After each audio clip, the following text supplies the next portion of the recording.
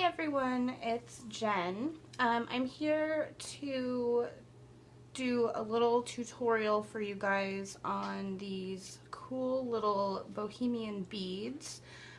This is primarily for the swap in Shawnee's Junk Journals group on Facebook, but anyone can make these.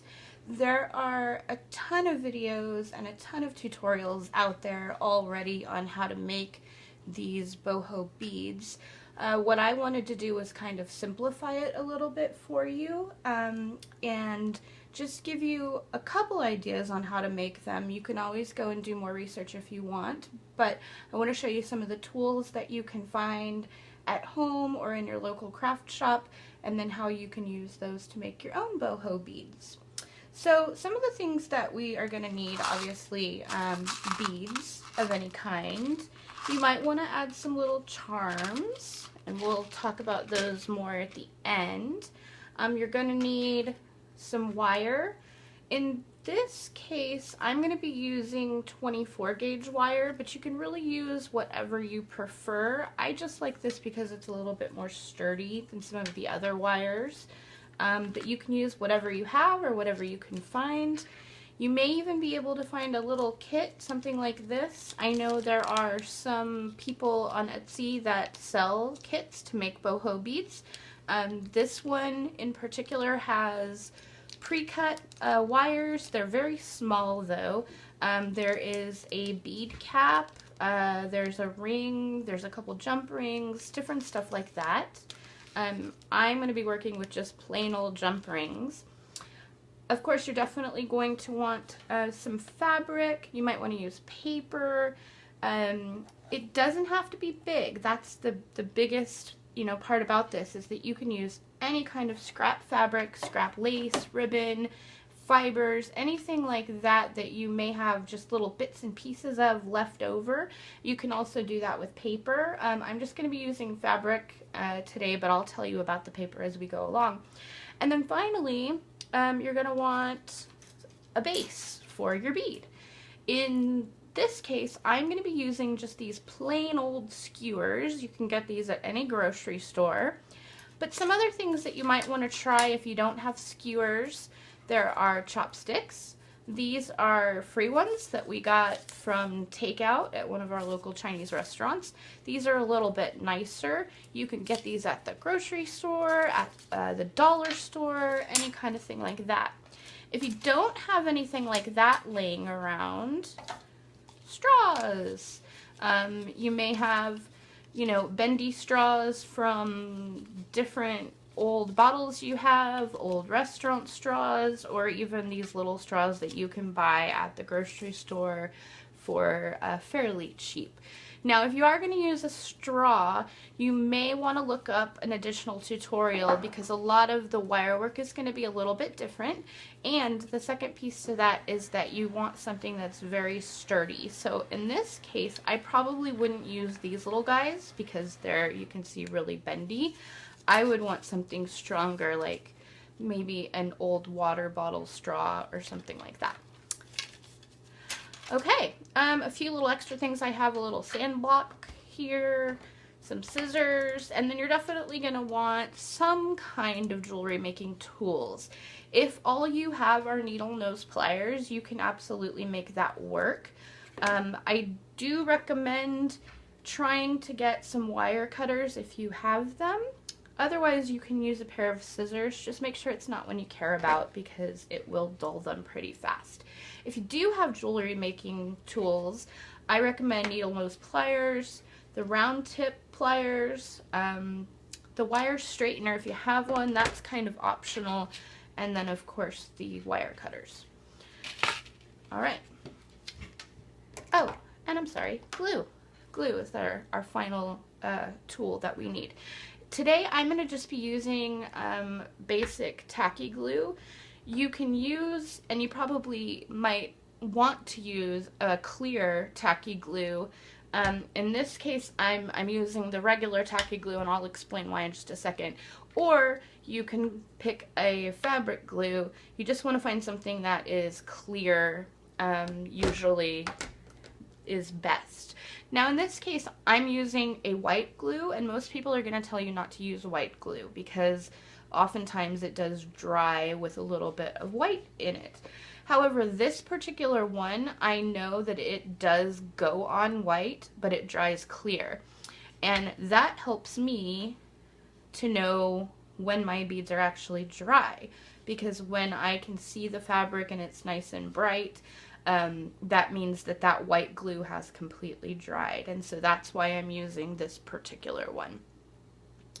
Okay, so the very first thing you're going to do is take your base, and of course you want to cut it down.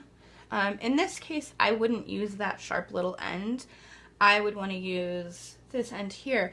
I'm going to make it a little bit bigger, just in the interest of showing it to you guys on video and making it a little more clear. So you may choose to make it, you know, half this size, or maybe you like the bigger beads. These ones were made with this bigger size, so you can see kind of what that's going to turn out to be. Now, I also do have some smaller ones here cut. I would probably go more with this size, but for today, like I said, I'm going to use a little bit of a bigger one. Okay. And then you're also going to want to cut your wire. Now in this case, I have a piece that's pre-cut. You may want to work directly off of, you know, the wire here until you get a feel for how big it needs to be. But in this case, you can see I have a pretty decent size. I like having too much. I would rather have too much than too little. Obviously that can be a little more difficult. Now, what I'm going to do, first of all, if you have sandpaper or a sanding block or even a nail file, you can kind of just get those ends a little bit softer, smoother. It doesn't have to be perfect. That's going to be covered up anyway, but that just helps things go on a little bit smoother. All right, so we have our base. There's a little bit there that we don't want. Okay. Now I know this wire may be a little difficult to see, so I apologize for that. But the first thing I'm going to do is just kind of straighten it out a little bit. Doesn't have to be perfect. Now at this point you have two options. You can either wrap your wire directly on the wood and then cover it like so with the fabric, and that gives it a little bit more dimension. Or if you prefer, you can wrap it directly on the wood, and you can see there's really not a big difference between the two. So whatever you feel more comfortable with. I'm sorry, that sounded wrong. You can wrap the wire directly on the wood or whatever your base is, or you can wrap the fabric first and then do the wire portion. I am going to do the wire first because I think it's a little easier to handle. Now I want to make sure to leave a little tail up here at the top, and then I'm going to take this wire, and again, none of this has to be perfect. With these bohemian beads, the more imperfect they are, the more character they have, the more dimension they have, and that's one of the reasons that I like putting the wire on first. So we've got a little tail there, and you can see I'm just taking that wire and I'm wrapping it around the wood. Now you want to make sure it's on there nice and tight, but you don't want those loops to be too close to each other. Okay. Now, when I'm just about to the other end, I want, again, a little bit of a tail. So you can see I have way too much wire here, and that's okay because I actually probably have enough for an outside piece, and we will show you that in a little bit. But for now, I'm going to cut it and leave a little tail on the other side. Oops. All right, so that we have something that looks a little bit like a swing. Let's get that out of the way for now. Okay, now, For the next part, you have a few options. When we look at beads, the look that I prefer is a bead and a silver piece. Now, I'm using much bigger ones than I normally would in this case, but whatever you choose, you want to make sure you have two, and that's one for each end. And you can see here on these ones, I used much, much smaller. So if you don't look at that little piece, because that's just wire, we have a metal bead and then we have a smaller metal bead. And we have the same thing on the other end. There's the wire, there's a metal bead and a smaller metal bead, and then more wire. That's the same thing on this one.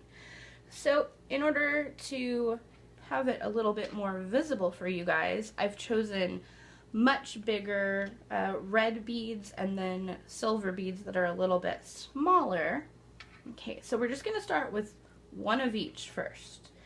Now, most of the tutorials out there will recommend that you use a bead cap at the end of these, but I'm going to show you a way that you don't have to have a bead cap because I don't have any and I needed an alternative. So the first thing I'm going to do is just kind of make sure that that end is wrapped around and then that it's kind of coming, just bend it a little so it's kind of coming up right at the end of your base. And you can see my wire is not very straight. Now, you're going to take your smaller bead, in this case my silver one, and you're just going to put it right on the wire there. And then take your other one and put it right on the wire there.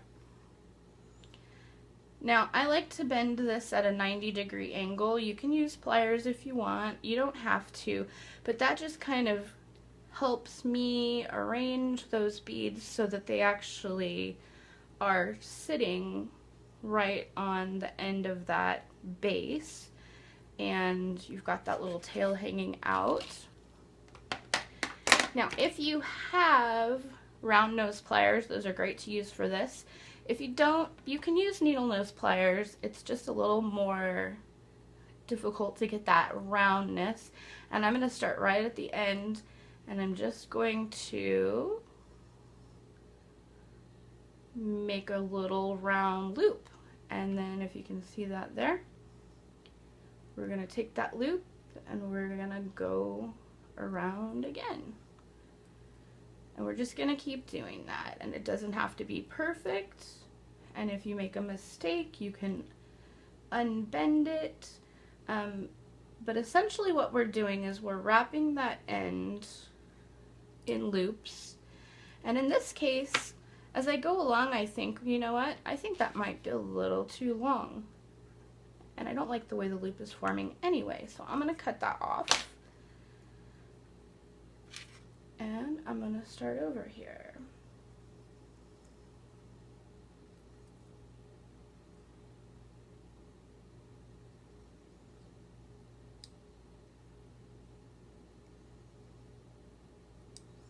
Now, like I said, this doesn't have to be perfect, and wire work is very difficult for me, so mine tends to look a little sloppy. But what I love about working with wire is that you can fix it when you get to the end. Now, you may want to leave a little bit of a bigger loop than I did. In this case, I do want it kind of small, but if you're going to hang anything off the end of your boho bead, having a slightly bigger loop may be helpful. I know that that's really small and hard to see, but I hope you can see there that what I did was make that little loop so it sits right on top of that red bead. And then I'm going to do the same thing with the opposite end. Because I know it's too long, I'm going to cut a little bit off. And you may want to wrap a little bit before you decide to cut extra pieces off, just because it gives you an idea of what it's going to look like.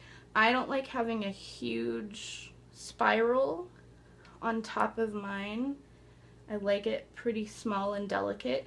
I normally wouldn't use beads this size either. Oh, and you know what? I made a mistake. So we're gonna unwrap that. See, mistakes happen. Okay, let's go back a second. Before you make that second loop, what do you need? You need your beads. So I just unwrapped that wire that I was working on, and I'm gonna get my beads on there. Oops, that end is a little bit bent. There you go, guys. I'm not perfect, not even close. I'm actually quite clumsy.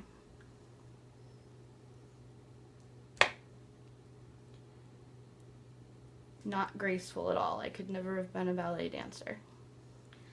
Alright, so now that my beads are on there, I am going to go back and retwist that. It's almost like creating a little snail shell on top, or spiral, or whatever you want to call it. Alright, there you go. So now we have the base bead with beads on the end, and we have our little spirals. And now we get to do the fun part. So let's move those beads out of the way. Alright, now you're going to need your glue and those scrap fabrics. I like cooler colors usually, but because these are boho beads, I'm looking for something that is a little bit brighter, some more oranges and reds maybe, and I want a variety of different textures in there as well. I may not use all of these, but these are just a few that are jumping out and grabbing my eye. Now this is also the part where you get to get messy. So if you don't like getting your hands dirty, you may want to have some baby wipes or something similar near you to wipe your hands off on. I'm not going to worry about it. You can see, even looking for bright colors, I've got a lot of the cooler colors. I have a tendency to just go for those. So we may change our mind on some of these. This is also the point where if you want any other things like paper, you can have it ink stained paper to give it that older look. You can have pieces of burlap or just anything that you want to put on this bead. I'm going with the softer materials, and I'm not putting any paper on it today just in the interest of time. But if I was putting paper on it, one of the things that I would want to do is, after the fact, go over that paper with either some Mod Podge or some glaze or something like that. Now, to start with, I'm just putting that glue on every little side of the base of our bead just to get us started. And then you're going to want to pick something that's, you know, going to start off, kind of be the base of your color. You really want to glue it kind of right to the edge of the wood. It doesn't have to be perfect. If a little bit of the wood pops out, that's okay. I think that gives it even one more dimension than what we're doing. You do want to make sure that this first layer is kind of nice and tight, because this is what you're going to build off of. Now it is going to be bumpy because of the metal, because of the wire that we have underneath, but I am going to try to get that down as close as I can, as tight as I can, and just be cautious of your beads at the ends. You don't want to bend them around too much. If you do a little bit, it's fine. Okay, I can already see my glue is drying there, so I'm going to add a little bit more. Don't worry if you are using a white glue that dries clear. Don't worry about it showing up while it's still wet, because it definitely may do that. Now this piece in particular didn't actually make it all the way to the end, and that's okay. I am kind of wiping a little of that glue down lower. You can always add more. You can always twist it a little if it's not tight enough. Just kind of twist it like that with your fingers. And then you can see where you have still pieces that are loose. You can always cut those off if it's kind of getting in the way, or you can add a little more glue and stick that edge down. Alright, so that's a pretty good first layer. I would have liked it to go all the way to the end, but it doesn't matter that it didn't. It just means we need another slightly solid piece. You know, I could even use a similar or the same fabric that looks like it's another little scrap from the same fabric. So I'm going to put glue on all sides.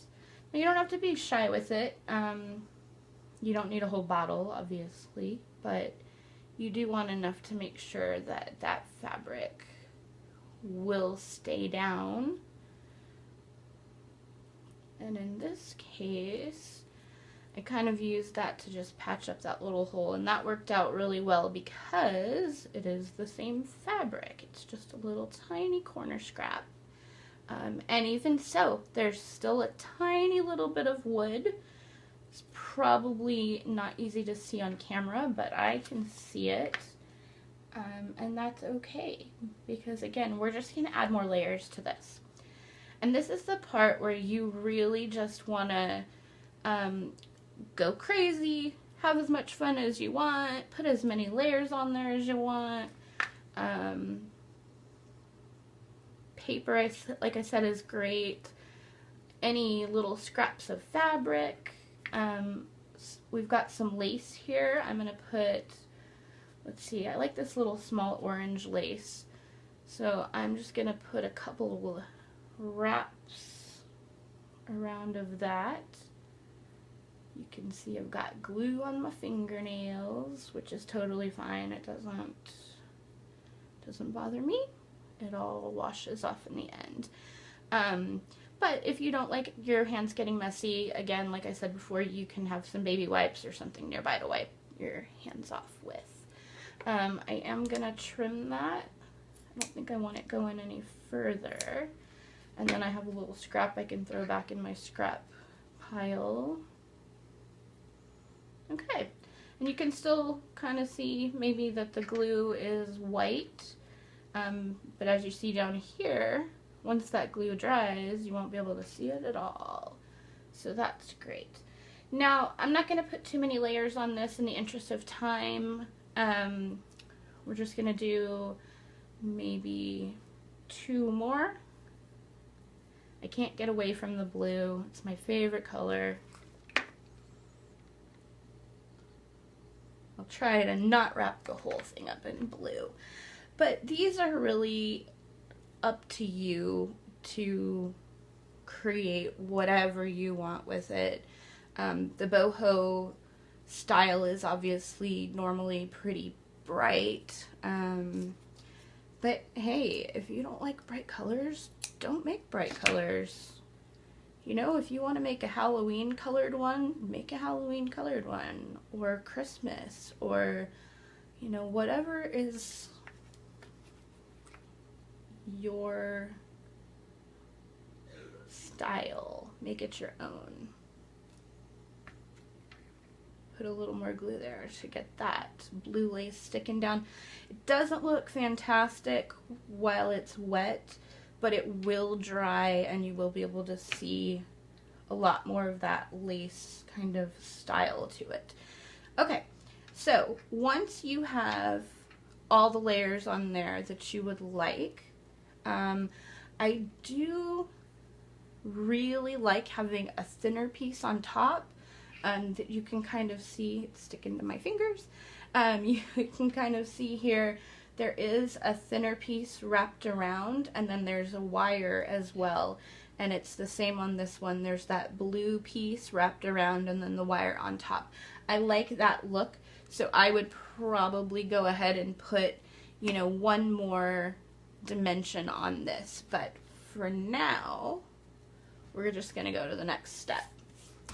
Alright, and this is where I can bring back that wire that I trimmed off that was way too big, and I'm going to stick with it just like it is. And again, I'm going to kind of start at one end, and I want to leave a little bit of a tail. So I'm going to just put one wrap around that and leave that tail so that I know it's there. And then I'm going to take my wire in the other direction. So I've got my tail going this way, so I'm going to take the wire the other direction and start wrapping it around. Now this is going to add one more dimension to our bead, but it's also going to help kind of tie everything down. And when we get to the top, you can see I didn't do very much wrapping with that one, but you can do as much or as little as you want.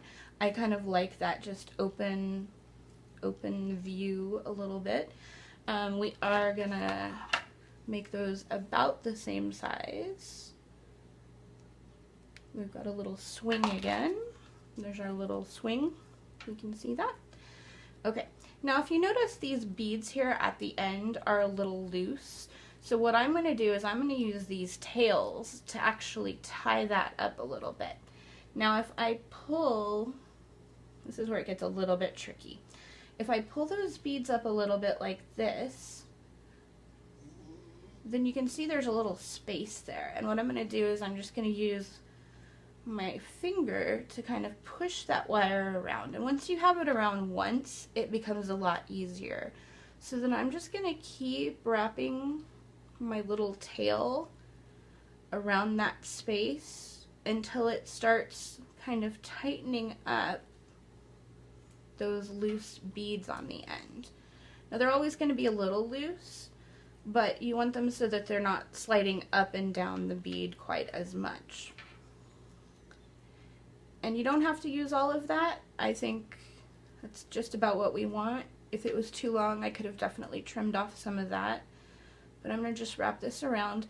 Now, I guess the professional jewelry makers probably use pliers to bend that wire around. I'm definitely not a professional.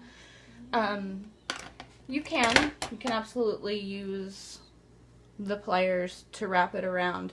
For me, when I get to the end, there's just a little piece hanging off here. Sorry, you've got all the dried glue on my fingers. There's a little piece hanging off here, and that's probably a little too much for me to trim. So I'm going to just take my pliers and just kind of push it down until that tip isn't poking out, because we definitely don't want anyone to get stabbed with these beautiful beads. So I'm sorry if I'm out of frame there. Hopefully not. Just bending that in until it's not sticking straight out. Okay, so now we're going to do the other end. Again, you can see that those beads are a little bit, there's a little bit of space. This is what I was talking about, using your pliers to pull your wire around. It is probably a little bit neater, a little bit easier.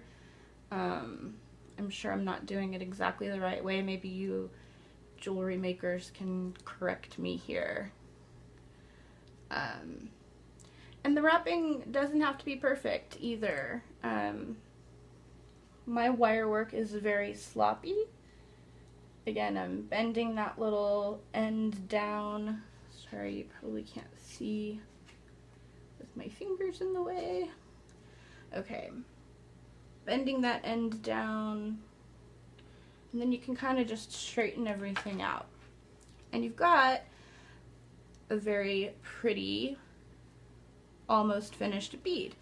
Now at this point, you can leave it as it is, Or if you would like, you can add additional beads or charms or anything like that. If you want to have something hanging off the end, you can use any kind of cheap charm, anything that's going to have a little loop on it or a hole in it or anything like that that you can put a jump ring through. Even buttons. These buttons are really, really great. The cute plastic ones that come in just about every shape you've ever imagined, and they have this little loop on the back. You can use one of those. If you don't have any of those, you can even just use a plain button. You can put the jump ring right through the hole on the button. I'm going to put, let's see, there's lots of different things you can do. I think I have a bow and arrow. I really like those. Those are very cute to me. So I think I'm going to do a bow and arrow on one of these beads. And this is going to be my final step. You can do as much or as little as you want. You just need jump rings or even another small piece of wire if you don't have jump rings. If you do have jump rings, they're a little hard to see, but there is a little slot in these rings that you can pull open a little bit with your pliers. Just like that.